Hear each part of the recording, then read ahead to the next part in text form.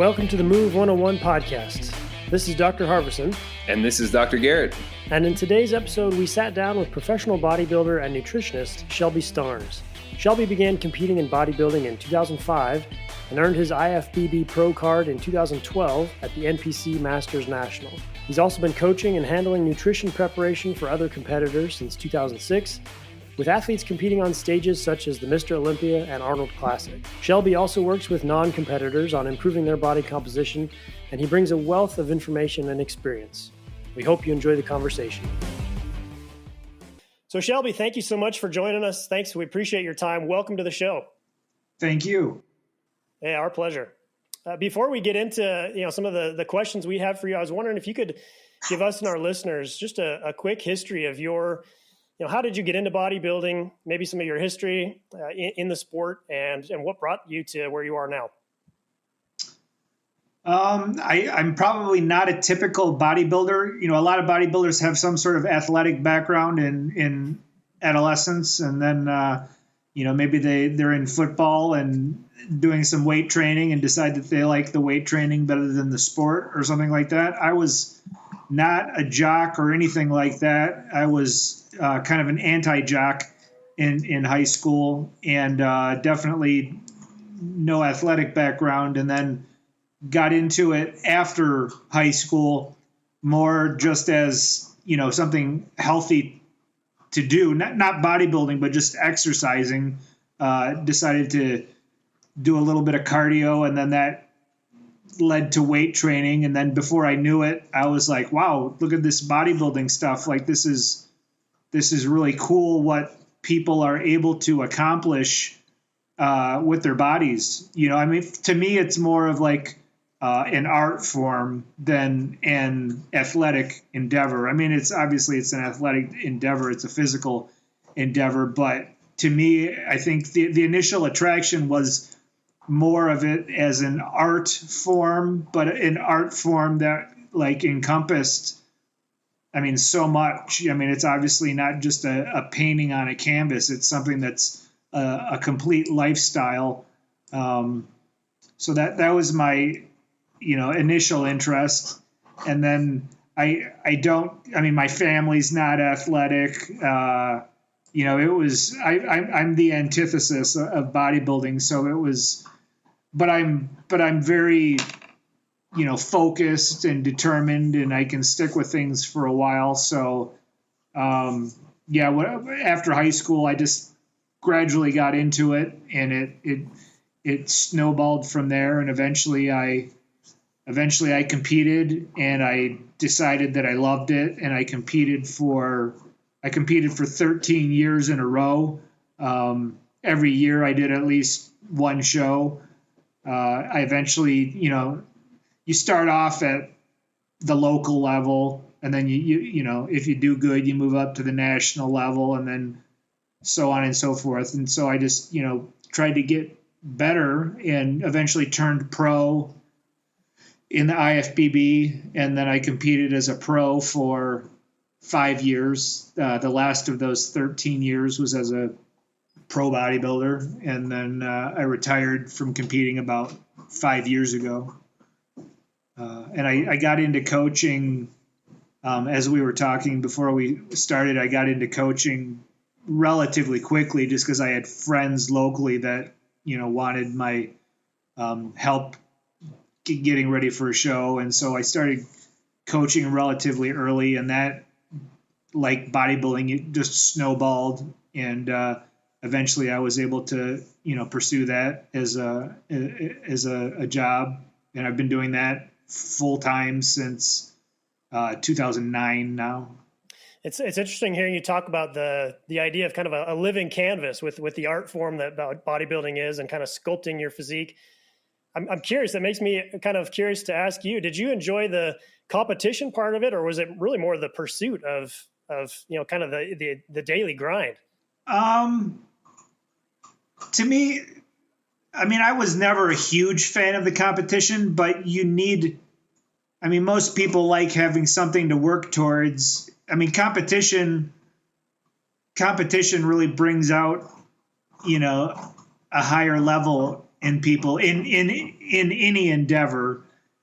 Some sort of competition with others is going to,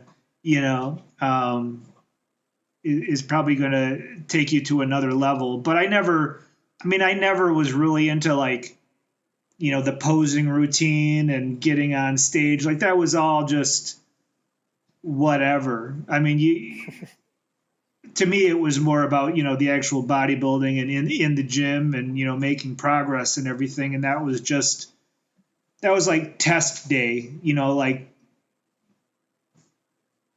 how did the last year of bodybuilding go for you? Let's get on stage and see. And it's not always a direct indicator of how successful you were, because placings are not necessarily an indicator of the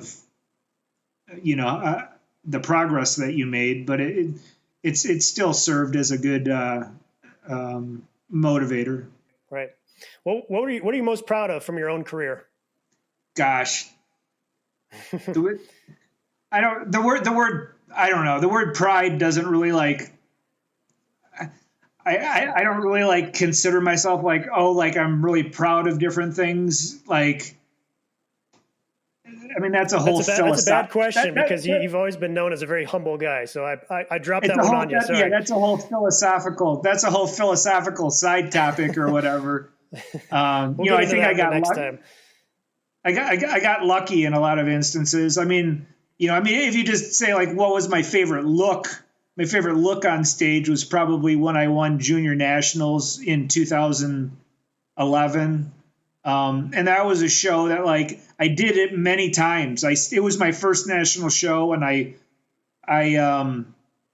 started off as a middleweight, and I got like fifth the first year that I did it. And then I never thought I could move up to light heavyweight and do very good, but eventually I did. And I won my class in the light heavyweight division with straight ones. Straight ones means that every judge has you in first place. So accomplishing that was like, and I just like how the pics turned out. Like the lighting at that show is good. A lot of times, you can look great, but if the lighting and pics aren't great, you don't have very good documentation of it. And so it's kind of a bummer, but the stage pics turned out really cool and everything. So yeah, that was like a really cool one. And it was a big national win. Like it was like, wow, this is the real deal. Like, and it wasn't a small show. So, and then the next year I turned pro, which was obviously, a big deal, but I like the picture. It sounds funny, but I like the pictures from the previous show better. I mean, it's just like not necessarily sentimental, but you have documentation and these are cool pics and like, wow, that looks great. And then after I turned pro, I was never a very good pro because I just barely squeaked into becoming a pro. But 1 year I was in the first call out, which is like, the top group, the top 5 or whatever. And I ended up in 4th place at the Chicago Pro 1 year. And that was just like, are you kidding? Like I never expected to achieve that. So that was like a really big deal. But yeah. So I'm curious then. So a lot of what kind of the direction we're heading is kind of applying your expertise and kind of picking your brain. But before we get there, so you mentioned you kind of, after starting bodybuilding, maybe a year or two after that, you started coaching others. Well, tell me about that progression from initially starting maybe with some friends to actually then that becoming your career. Well, when I decided to compete, I got into bodybuilding when I was like 19, but I didn't compete until I was 28. So there was a long period of time of me just kind of bumbling about. I was interested in bodybuilding for a while, and then I got interested in powerlifting and competed in powerlifting for a few years. I never competed in bodybuilding, until I was 28. But when I was like 25 or so, I was competing in powerlifting for a bit, and then I finally got back into bodybuilding. I said, "Hey, I'm going to finally do this and do a show." And so I hired a coach. I knew that to get into I knew that there was just, I had some level of knowledge, but like actual like competition, like true, super low body fat and peaking for a contest and all that stuff.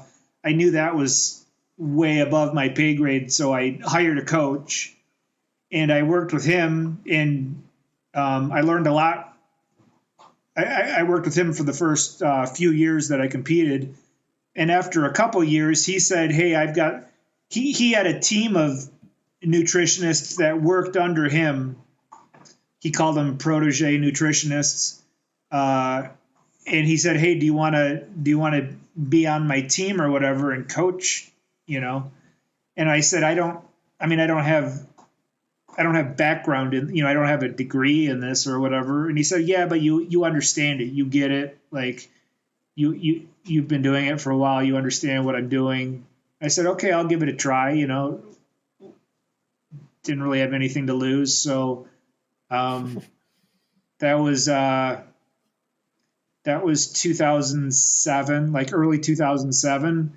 And I quickly, fell in love with it and got better at it, and eventually was able to leave my old day job and pursue it full time. And I've been doing it, full time since very late 2008. I'm still learning all the time. It's just it's a never ending endeavor of learning more every day. Yeah, that's where I was going. It seems like a trial by fire. I have to imagine there's a lot of, mistakes made, and you learn from that and tweak things a little bit later, and finding out how different people respond to different protocols and things. So I'm curious, what are some of the early mistakes you made, and how did you learn from those? Probably the biggest mistake, and I see this all the time, and this is probably applies to any human endeavor, is the whole metaphor of like a carpenter, or if you have a hammer, if your only tool is a hammer, you see everything as a nail.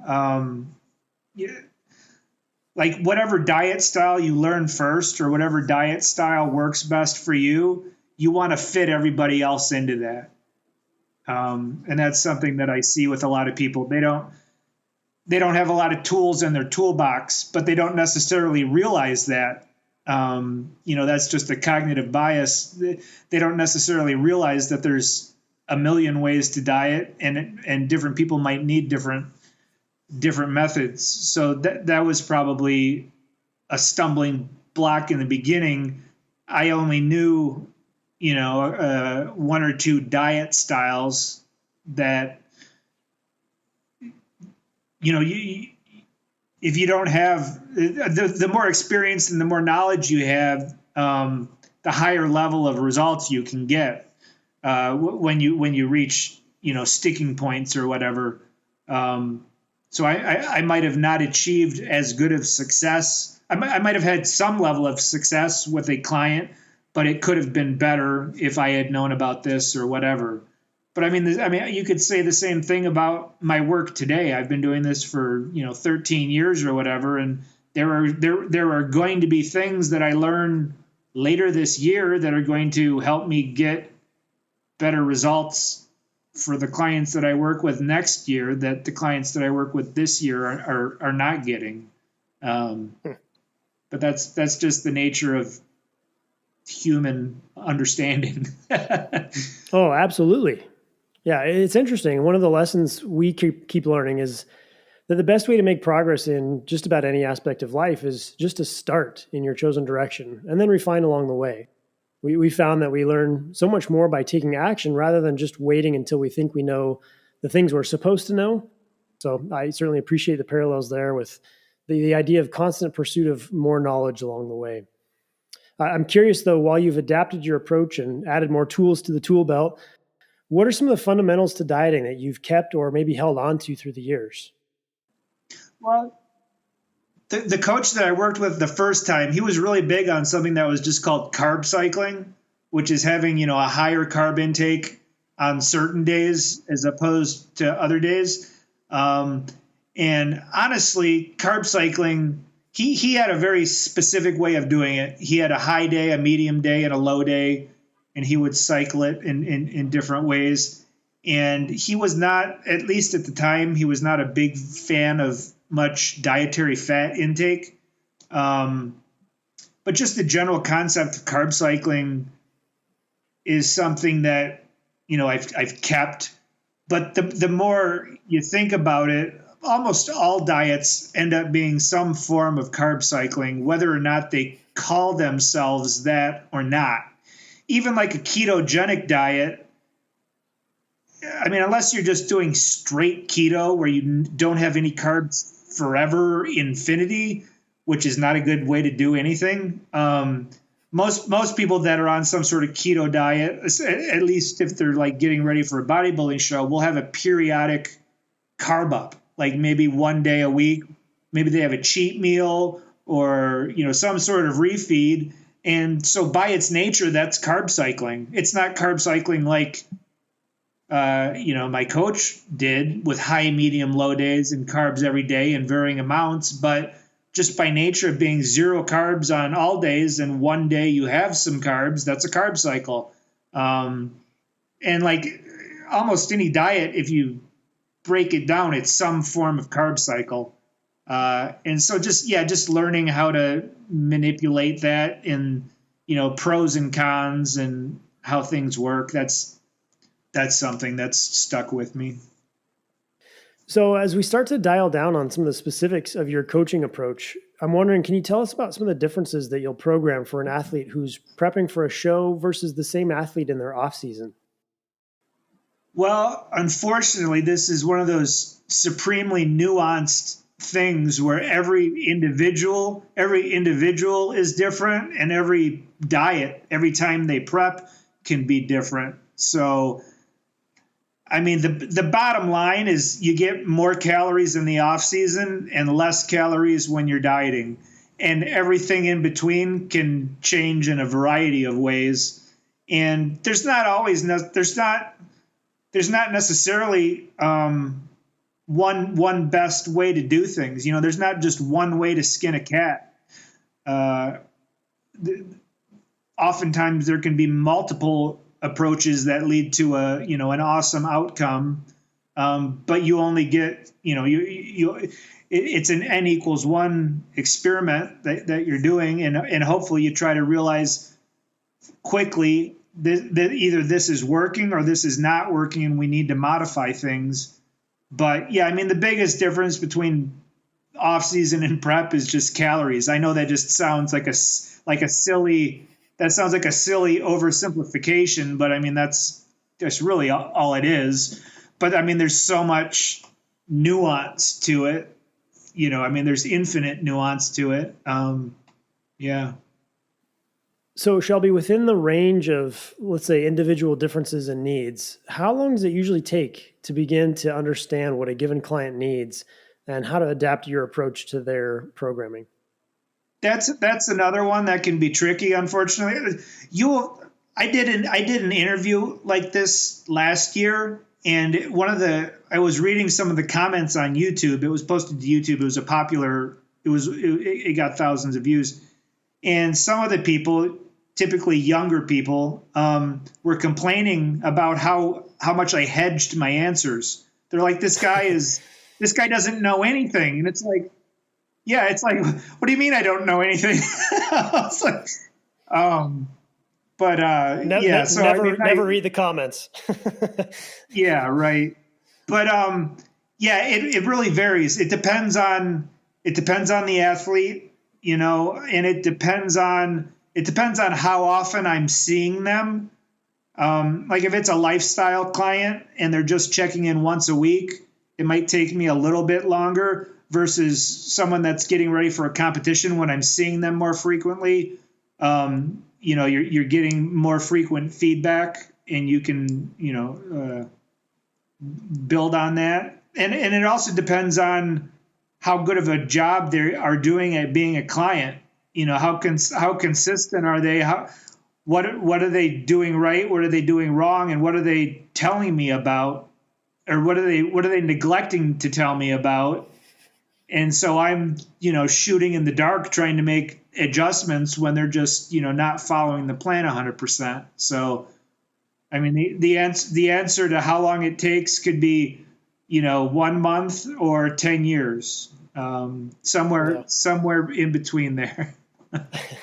At the risk of trying to dive into that further, I am curious let's say for the general adult population, if they're trying to lose weight or lose body fat, that's, a very common desired outcome for the general adult population. I'm curious if we can try to pick your brain on some of the fundamentals you have. And I'm going to start on the training side because I know you do training plans as well as nutrition.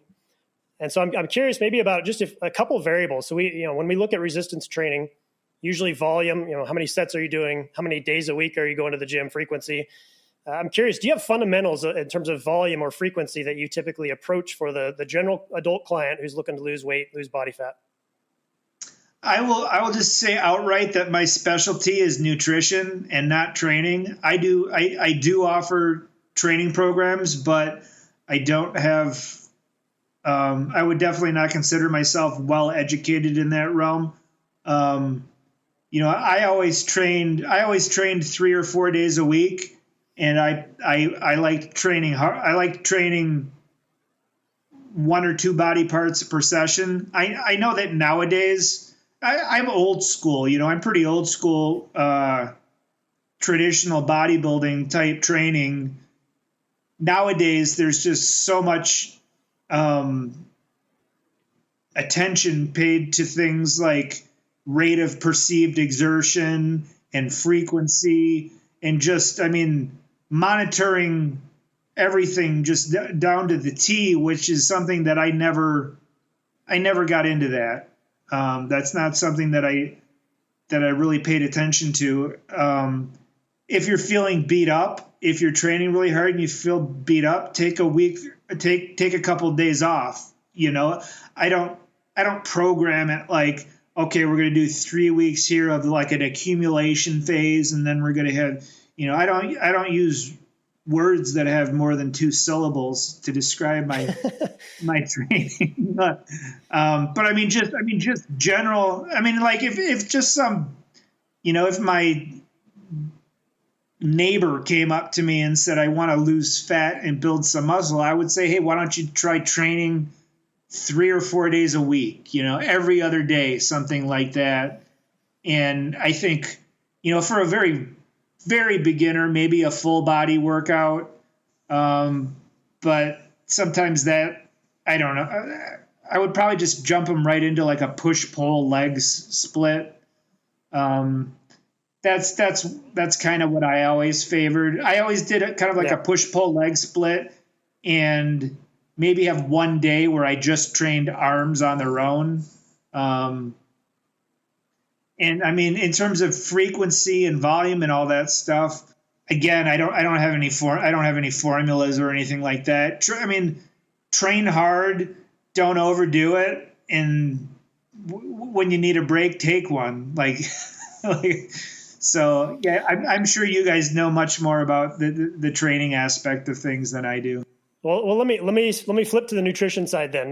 How about the same question? What are some of the fundamentals? Like, for example, does everyone that you work with, obviously with competitors, it might look different, but for the general adult, are you having them count macros? If so, are there specific ranges? Let's say protein at 1 to 1.5 grams per pound. What does some of that look like? What are your nutrition fundamentals? Yeah, nutrition wise, one of the first things I ask the client is, do you want either a set menu or do you want a macro-based plan? Because some people don't like, they hate a macro-based plan because it leaves, who knows? One, they have to do math, which a lot of people don't want to do. And 2, it just leaves a lot of people just tell me what to eat, Shelby, 1 cup of oatmeal and 5 eggs or whatever. Just tell me what to eat. Like that's what I'm paying you for. I don't want to do the math, but if you just look at the macronutrients, protein, carbs, and fat. Protein, I would go, just a generic between 1 and 1.5 grams per pound of body weight. That applies to both males and females. Applies to all ages. Protein is a macronutrient that is hard to store as body fat, so I would I would rather err on the side of more protein than less. It helps keep people full. Most people that aren't bodybuilding are grossly under eating protein. So when they start eating more, it's like magical. Like they just start seeing all kinds of composition improvements. They feel sated because they're eating a lot of protein, but their body's changing. They're gaining muscle. They're losing fat because they're not eating a bunch of crap. They're staying full on protein. So yeah, I mean, 1 to 1.5 is probably a little bit too high. What 1 to 1.25 depends on where you have the other macros. I mean, if someone comes to me and they're extremely lean, they're going to get a different plan than someone that's, morbidly obese. At the end of the day, it really just comes down to calories. At the end of the day, it comes down to calories, but even more so at the end of the day, it comes down to consistency and what is the client going to stick with and follow? Because it can be the best plan on paper with all the, T's crossed and I's dotted and like down to all the magical formula and everything. But if they don't follow it, it doesn't matter. So you've got to figure out. I mean, there's a psychological element to it. You got to figure out, how am I going to keep this person going to get to where they want. So I mean, if that means having a date night out once a week with their spouse or whatever, where they relax on the plan, then that's something you've got to keep in. But yeah, protein, fat is usually, roughly 0.3 to 0.6 grams per pound of body weight. Depends on what you're doing with carbs. As carbs go down, usually you'll have more fats, and vice versa. If carbs are higher, you usually have lower fats. And then carbohydrate is the last one, and that just kind of, if you're going by calories, one way that if you're going by a formula or whatever, someone might say, okay, here's the calorie total that I'm going to hit per day. Let's say it's 3,000 calories, and you figure out, okay, if I'm eating 1.25 grams of protein and 0.5 grams of fat per pound of body weight for both of those, then it's just algebra. Like it's just a formula to figure out what calories are left. If you've got this much protein and this much fat, and that equals 2,000 calories, and you've set your daily total at 3,000, and you've got 1,000 calories left for carbohydrate, you divide by 4, and that's 250 grams of carbs. And then, I mean, spreading out carbs is something that, it's kind of individual. Some people like to have the same amount evenly spread throughout the day. Some people like to bookend their workouts, put more of their carbohydrate or, pre and post workout. These are all basic things that you've probably heard umpteen times before. But the general listener that's listening might not know. The general listener can mean the general listener. There's a wide spectrum. Is this someone that's been training in the gym for a while and has a decent understanding, or is this your fat aunt that that needs to drop 100 pounds or whatever. If it's someone that's got a lot of weight that they need to drop, they're almost sedentary or whatever, and just eating crap all day. I would just start them doing some light, let's go on a 10-minute walk a day. Let's just go around the block. And diet wise, I would just say, hey, this one can be tricky. This one can be tricky because these people have a lot of psychological habits that have been ingrained for years. But one heuristic that you can think of is, hey, instead of shopping in the center of the grocery store, shop on the perimeter of the grocery store. The perimeter is where produce is, where the butcher is, the center is all the processed stuff. All the aisles are, the cereals and Pop Tarts and donuts and all that crap. So try to stick more to the perimeter.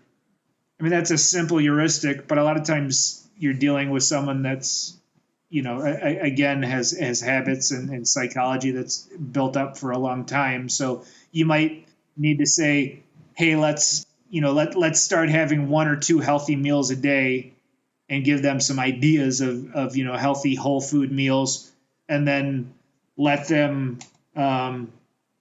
eat what they want the rest of the time, and then just gradually work into it. It would be a process for someone like that. Right. Yeah, for sure. So you talk about manipulating, making changes, adding, one meal at a time if it's healthy whole foods, getting someone to kind of approach, one step at a time. What's John Meadows, an old friend of yours, John Meadows, who we tragically lost here recently, but he kind of talked about making changes 5% at a time. Do you kind of follow a similar approach where it's like, let's just change one variable and change it just by a little bit to see how you react to whatever that variable or change might be? No, but well, that's the people that hire me are not looking for that. The people that are hiring me for they want to make a radical 12-week transformation, and they're not looking to have this be something that takes forever to accomplish. And while that's good advice for someone that's getting started, I mean, it's great advice, especially for someone that, has years of bad habits and whatnot. It's not how I approach it, because that's just not, that's not the person that hires me. So let's since most of your clientele is more advanced, let's dive in there a little bit more. I'm curious. So back when I worked briefly with you for a little bit, we typically used the scale and weekly pictures. I'm curious now. I mean, this was probably 10 years ago. So now we have more access to some biometric data. There's apps, there's, Fitbit and whatever else. Do you use any of some of the more advanced data that's available now, other than just scale and pictures, or do you still rely on those? Or again, is that client dependent? I still just go by scale and pictures. Sometimes clients will send me that stuff, and we take it into account, but I don't get involved in too much of that.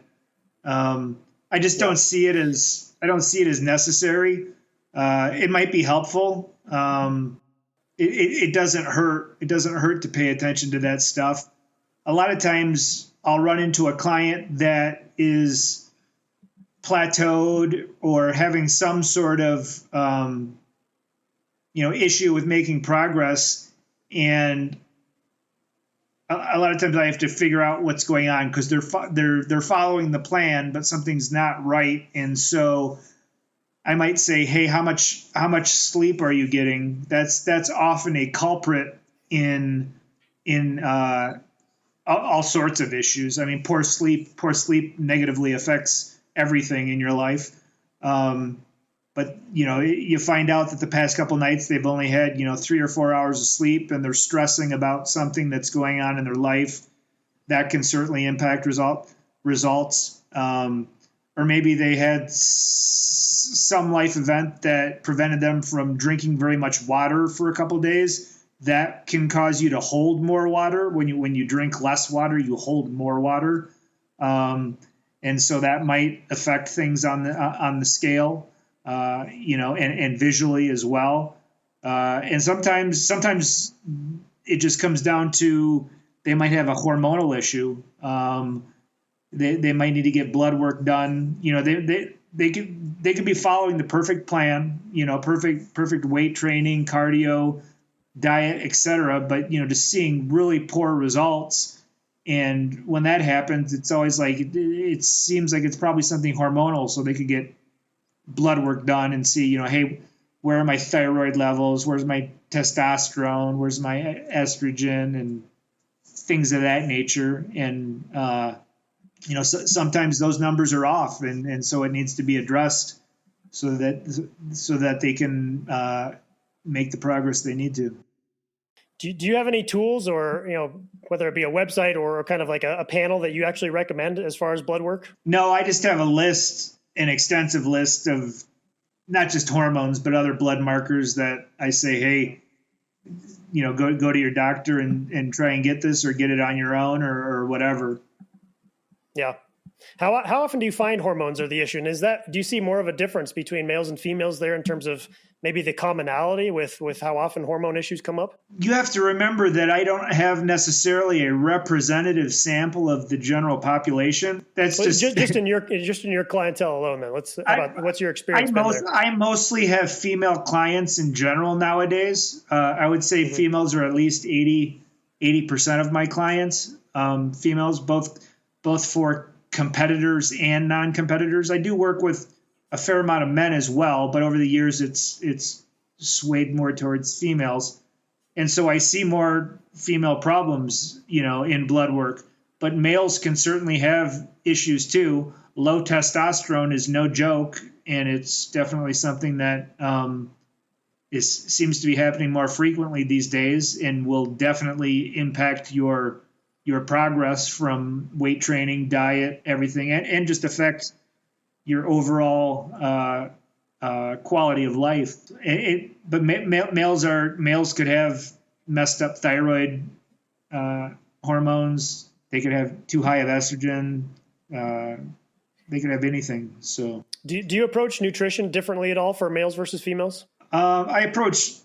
There's not like a male diet versus a female diet. I mean, it's all individual. It's just there might be a male and a female that are more similar than a female and a female, but it's just, it's all over the place. There's nothing hard and fast that says you're a male, you should diet like this, and you're a female, you should diet like that. Some people do get into manipulating the macronutrient ratios around the monthly cycle for women. There's definitely evidence that there can be benefit from that. Again, that's something I don't get involved with, but some people do that and see good results from that. But that's probably well above the interest or effort level of whoever's listening to this, I would guess.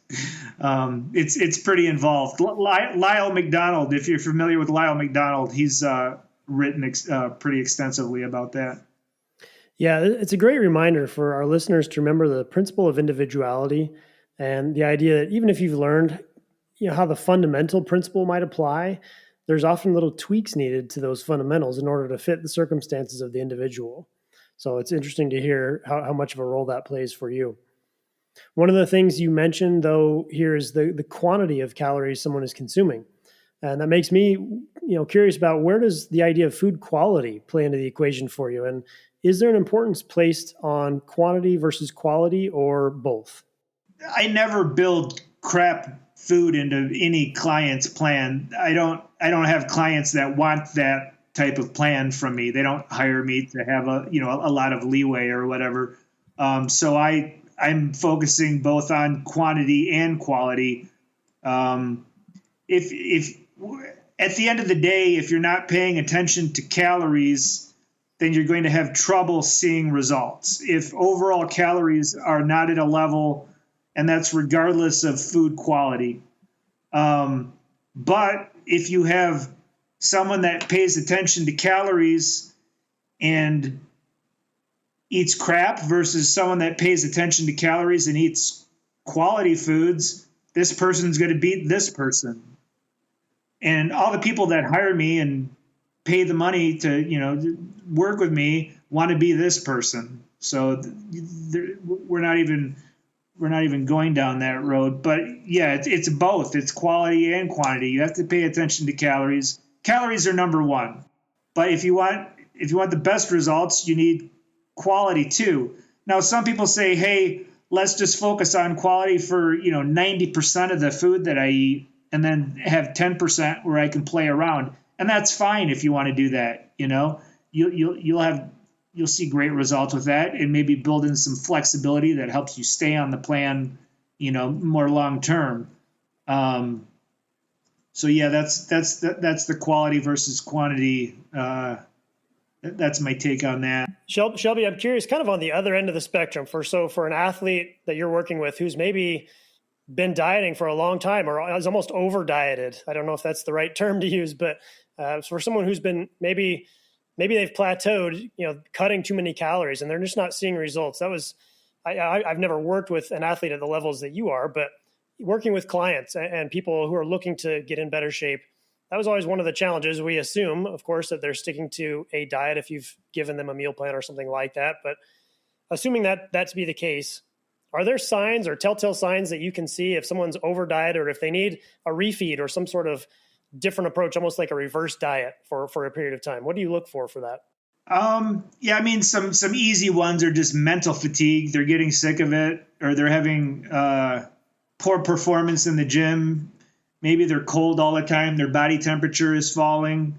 With high level competitors, I can just see it in their body that they're getting flat. They're glycogen depleted, and maybe they made a lot of progress recently. Maybe they dropped a lot of weight.